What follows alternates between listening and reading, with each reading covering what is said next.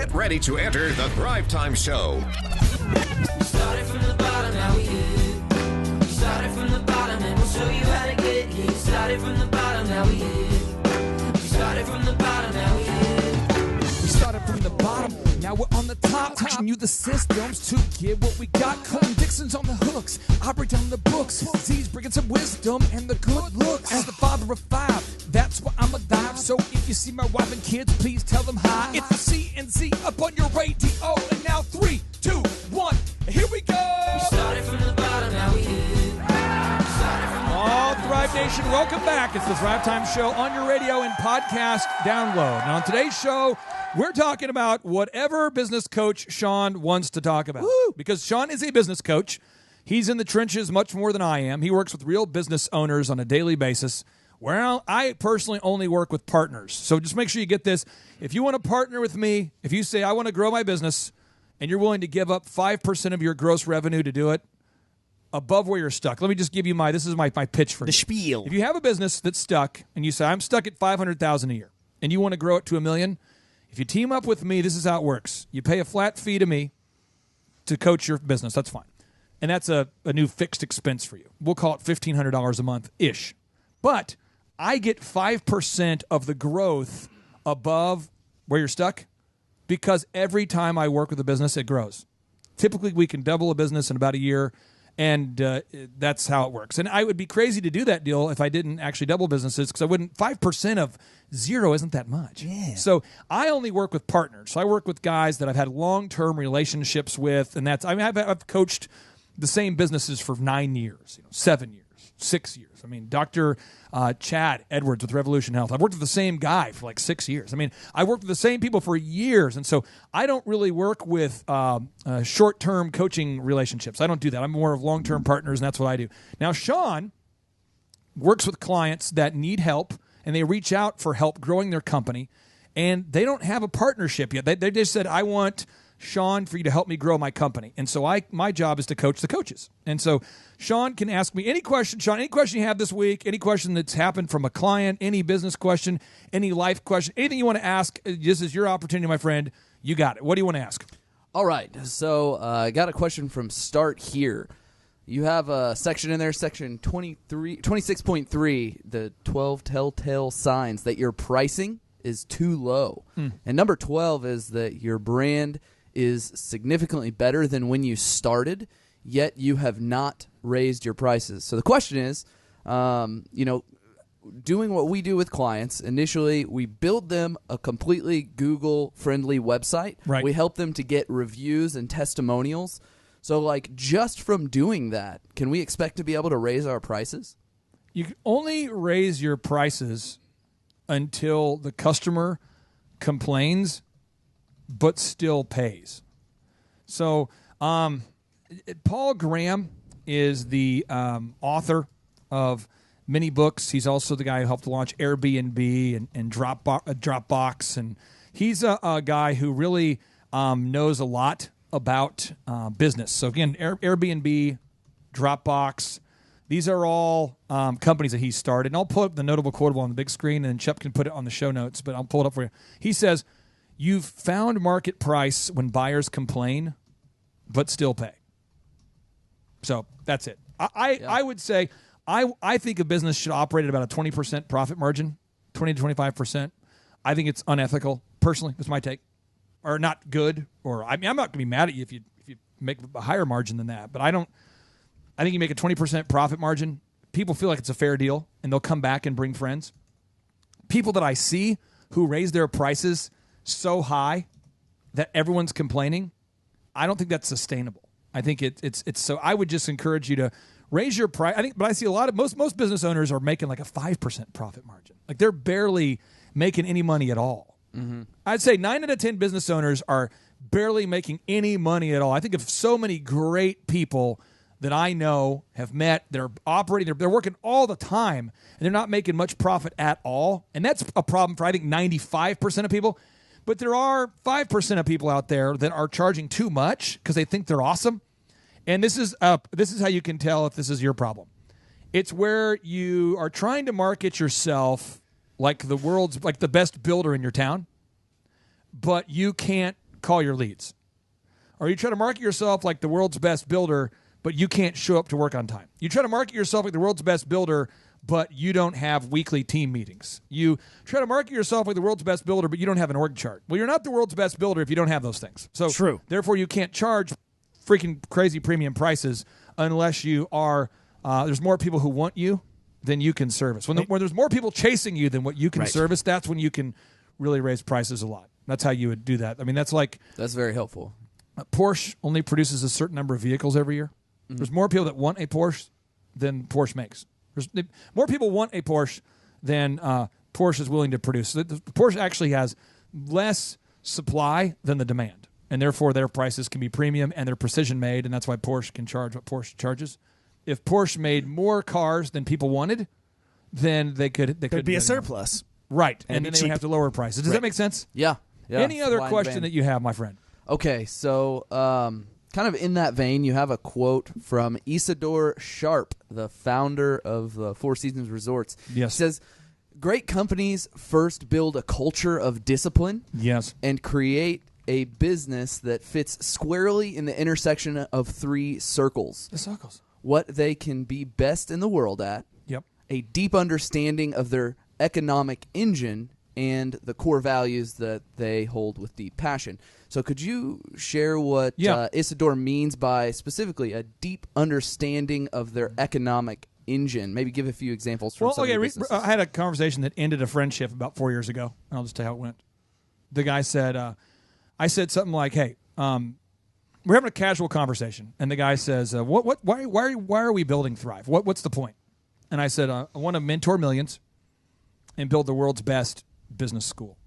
And he said to me, well, we can't be the world's best business school unless we have quizzes and some kind of grading system. And I said, if we had quizzes and grading systems, we wouldn't be a good business school, because that's wrong. That's what's wrong with business school is it's quizzes and tests. It's not practical application. Our students are actually implementing what we're teaching on a daily basis. And if we ever had people that were taking time out of life to attend our school and take quizzes and tests, that would be stupid. So I will build the world's best business school. And because I have been self-employed since the age of 16 and you have never started a business, shut up. Because he kept bringing it up in meetings all the time. Like every meeting, like, well, we can't be the world's best business school if we don't have quizzes. I said, shut up. We have like a huge video library, and none of our entrepreneurs ever would take those freaking quizzes. In fact, they were annoyed by them. Because why the crap would you want to get a certification? Anybody who's a real entrepreneur doesn't give a crap about certifications. I'm the real deal. I don't need a freaking certification. Come to my businesses. Show up. I don't need a freaking certification. So I'll just say is the culture of discipline is you know what you're about. We're mentoring millions, and we're building the world's best business school. That's why I do Thrive. To mentor millions and build the world's best business school. Those are your core values that you hold with deep compassion. Right. And anybody who's not committed to that, get off my field. Yeah. You know, and so the discipline comes from we better shoot good videos. Great videos, because we need to be the world's best business school. We better have great production. Every single podcast that Chup and I do, I personally go in there and audit those things. Chup works hard to audit these things, to edit them, to make them sound good. We think deeply about the transitions and the segues. We do everything we can possibly do to make it better. We brought in Colton Dixon, a top 40 artist, Superstar, to come in and sing our intros. I mean, everything we do is designed to be excellent. And the discipline is holding yourself accountable to being excellent, not just mailing it in. Every show needs to sound like it is like my last show. I need to treat every single show like it's the last and only show I will ever do again. I need to view every day as though if I die tomorrow and the show I just did is what I get to show God, because you're supposed to work as unto the Lord. So if I get up to heaven and God says, that last show I listened to, you kind of mailed it in. That's a stupid show. That's a dumb show. It's disrespectful. I mean, every day is a gift. The air in my lungs is a gift. And every day I have on this planet is a gift from God. And I'm not going to waste it. I'm not going to waste my talents and waste my day. And so if I'm going to do a show, I'm going to make it a freaking awesome show. And if it's you say, well, by what measure do you determine whether it's awesome? Okay, it's the best that I can do. I do my best and I forget the rest. But I'm never going to give it 80% or I'm never going to mail it in. That's why the show for me is a spiritual thing, and that's why I cannot stand anybody who comes into the man cave and interrupts me, because this show is my heart song. It is my anthem. It is my chorus. It is all I do. And my goal is to help you, Mr. Thriver, to have the best life possible. And I really do believe it's my spiritual calling to help you create time freedom and financial freedom. It is not a job for me. This is what I do. Sean, do you have another question?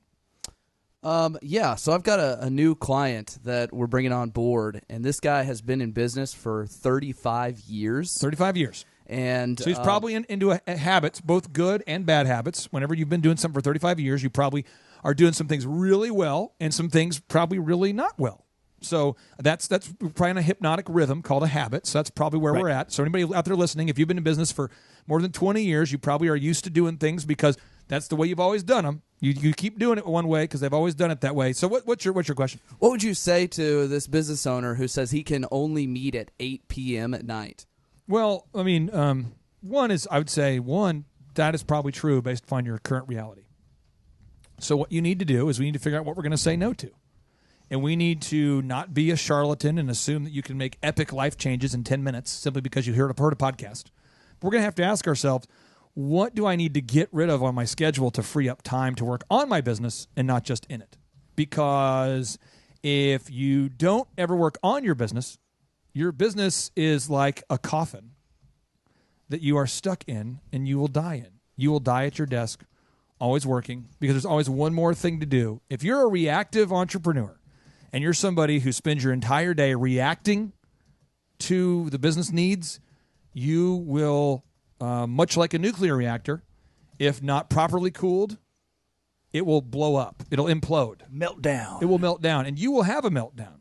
And then you will never have a breakthrough until you have a breakdown, usually called a stroke or a heart attack or some life issue. So you need to take a time out and go, what can I take out of my schedule? And it's usually, these are the things that I see entrepreneurs wasting their time on. So these are things I see. And I'll just give you the big three, okay? One, you probably have a family member who works for you who's just a freaking disaster, or a friend, or somebody who just is a terrible employee. And you spend all your time coaching them and mentoring them up and hoping that you can change their ways. And you probably, most small business owners hire a lot of family. You probably just need to fire that person. One business owner I worked with, this is 2 months ago, a guy I worked with, he actually had to fire his own sister. And I said, here's how it's going to go down. What do you pay your sister for a week? He says, $600 a week. I said, okay, here's what we're going to do.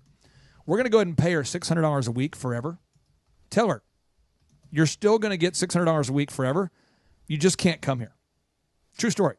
And he says, forever? I said, well, at least tell her like for the next year. Here's what's crazy, dude. He pays her $600 a week to not come to work, and he's found out he's more profitable. Whoa. Because she's such a disaster. Every time the phone would ring, I'm not kidding, she was so terrible on the phones. Every time the phone would ring, we started call recording, and she fought us about call recording. Of course. And when we listened to her calls, she would literally she would steer people away from the business with her attitude. And so by paying her $600 a week to not work, he's actually more profitable. That's a big time waster. She was a money repellent. True, yeah. Second area where people are wasting their time is on their smartphones. Smartphones make people dumb. So this guy, I'm not kidding, this particular person, this is with every client, it's the same thing. Mm-hmm. They're spending all their time on social media, liking things, trying to be more relevant on Pinterest, trying to tweet with people and build a YouTube following, saying stupid stuff like, look, I've got 17 new followers. I mean, really? Okay, great. So they're spending all their time on social media or networking, going to all these stupid tips groups. Just hey, do you have a referral for me?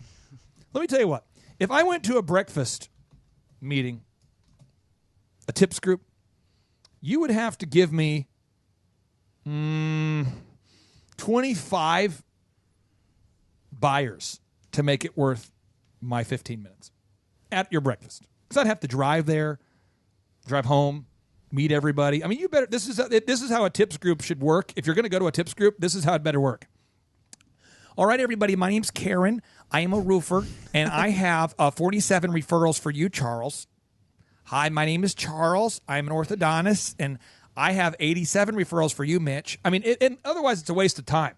I don't want to stand for the national anthem and read your stupid pledge and recite your mission statement and talk about, last month we covered this and next month Karen's bringing bagels. I We mean, really need to revitalize Main Street, and No. it's going to be It's going to be a great way for us to give back. And we're doing a scholarship for $500 to Johnny if anybody would like to contribute. Screw that. Just write a check to Johnny for $500 and go back to work. So I'm saying, but we have a business, though, you have leads coming in all the time once you're top in Google. So again, wasting time networking and on social media, that's just a huge waste. Having an idiot employee is another huge waste. Third biggest waste of time is not having a pro forma. Because if you don't know how much money you're making or not making, let me explain this to the thrivers out there. It costs me $96,000 a year to feed my family. Okay? $96,000. What? Yeah. I have 5 kids. Okay, 5 kids to feed the family, clothe the family, send them to school. Just that's what it costs for life, okay? Okay. That income is taken care of with one business. All right? And so I think right now I take a salary of $144,000 a year. Why? Because anytime you take income above a certain level, I'm basically paying 50% of my income in taxes. 50. And I don't need any more things. I go to Hobby Lobby and I buy things that are like $7. I mean, I buy these like ridiculous like porcelain elephants I'm buying, and I have like $8. Or I buy them when a they're frog half with a cigar in its mouth. yeah, or I'll buy like a frame that's Good half frog. off. I'll buy like a half off frame at Hobby Lobby. That's my real crazy, expense. You know what I mean? I might get guacamole with my wife on a Wednesday. you know? Guacamole. So I'm saying, like, I'm not going out there like buying Porsches and Lamborghinis and bigger houses. I don't do that. So all I'm saying is that if you have a pro forma or a budget, you know where you're going so you don't drift. Because if you're not careful, you end up buying a bigger house and a bigger car because that's what society says to do. You have bigger bills. They got bigger bills, now you got to work more, and then you spend your whole life chasing a dream, only to find at the end of life that the very dream you've been chasing is called your family, and they're at your house. So you've traveled all over the world trying to find your people, your network, your vision, your value, your mission, your purpose. And then when you get sick and you get to the end of life, you realize, I should probably go back home and spend time with my family that I haven't seen my whole life because I've spent my entire time chasing some ridiculous rainbow. So stop rainbow chasing, and those are my big 3. No regrets. Okay, so you said a pro forma. This guy is he's a builder, a Right. home builder. He has been for 35 years. So he's Right. probably got a very specific way that he's estimating. At least this is true with other builders that we've started working with. So Is it working? well, I haven't talked to him in depth about it yet. Okay, so if it is working, do it. Yeah. If it's not working, come out to our in-person workshop, and Aaron Antis will be there. Aaron Antis is the head of marketing for Shaw Homes, which is the largest home builder in Oklahoma, and he can show you how to do it. He sold, over $800 million personally? Yeah, of they housing? sell about $1 million of homes every day. Yeah. There's a lot of moving pieces in home building. So Right. this building a pro forma with home building is going to be a little different than cookies. It's going to have a lot of different variables. It should probably take you 25 hours to do it, to make your pro forma for a home builder. And you just sit down and you just do it. You got to make a list of all your fixed expenses in one column. Mm-hmm. Then you make a list of all your variable expenses, and you have to put in the costs of raw materials. And Chuck, you've worked in concrete. The costs of materials changes dramatically based upon agreements we have with China. Right. Time. Or the Who knows? economy. Who or, knows? Yeah. So the cost of steel might go up Yeah. or down, or wood goes up or down. Example, plywood went way up recently, and that greatly impacted all the people I work with. Right. And the proactive clients just went into their pro forma, updated it, and raised their That's prices. right. So I want to get your take on this, Clay, Sure. kind of following up on his question. There's a difference for this guy in his home building company between his pro forma and an estimate, right? So yes, he needs to keep a database of all these materials and keep those updated, but to operate his business, he needs a pro forma of his own fixed expenses, his variable costs, and all that kind of stuff. And right? that should impact your estimate. So Right. Once you have a very detailed pro forma, like Shaw Homes, and I'm not exaggerating, Shaw Homes can meet with somebody today. They can do what they it's kind of like a discovery day, but you sit down as a customer and you choose, do you want wood, scraped wood floors? Do you want tile? Do you want marble? Do you want granite? 1 Do you- inch thick countertops. Right, or do you want crown molding? And you tell them what you want, and you sit down, and they sit down like in a movie theater, and they let you choose all the different options. They show you examples of it. It's called the Jonathan Kelly method. By the way. Yeah.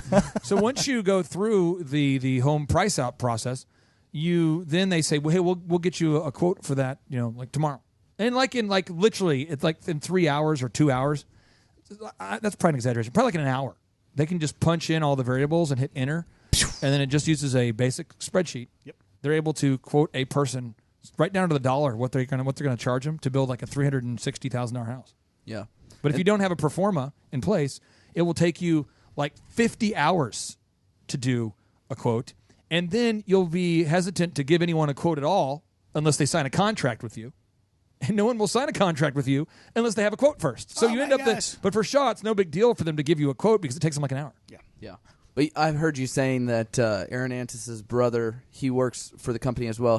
Joe does all the designs. He actually does the home designs, the blueprints. He's the architect. Yeah. None of the home builders that I work with have somebody who's doing what Joe does, where they're keeping up to date with what everything is costing so they can keep their pro forma up to date. Which is why I would recommend they would tap into the wisdom of Aaron Antis. Oh, yeah. And he calls it the Builders Training Academy, but he literally at our workshops teaches this stuff. And you can come to our next in-person Thrive Time Show workshop, sit next to him, talk to him during lunch. Tap him on the shoulder. And he'll show you how to do it. That's what we're all about. We're all about showing you. But it's not something I could get into the detail of on a 10-minute podcast. Right. Because it requires you sitting down with somebody and literally taking I'm not exaggerating, maybe 25 hours to do this. And then once you do it, then you've got it forever. Then maintain it. That's the other thing I see people fall off on is they get it all built. And they spend all this time investing into the system, and then they never keep it up to date. So that time was worthless. So speaking of maintaining, I'm going to go maintain my marriage by hitting on my wife and harassing my kids. And so without any further ado, let's end this show with a 3, 2, and a 1 and a boom. Here we go. Chup. How about this? Chup, when I do 3, 2, 1, can you do boom in a weird way? Yeah. Just kind of think about it. Here we go. 3, 2, 1. Boom!